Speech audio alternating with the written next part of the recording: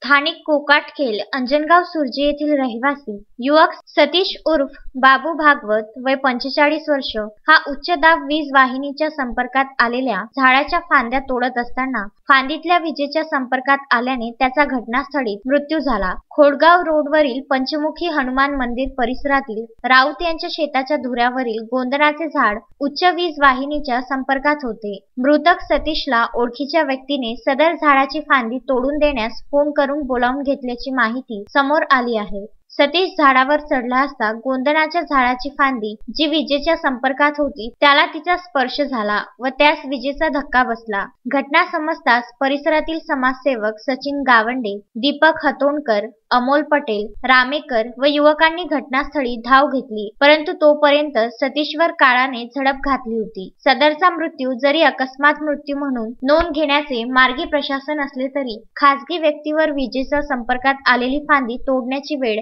कोणामुळे आली या कारणाची चौकशी करण्याची गरज असल्याचे बोलले जात आहे। पावसाळा सुरू झाल्यावरही विद्युत मंडळाला आपल्या क्षेत्राचे निगडीत कामे करता येत नाही, म्हणून खासगी व्यक्तींना अशी धोकादायक कामे करून नाहक जीव गमवावा लागतो असे निदर्शनास येते। रवींद्र वानखडे, विदर्भ न्यूज, अंजनगाव सुर्जी।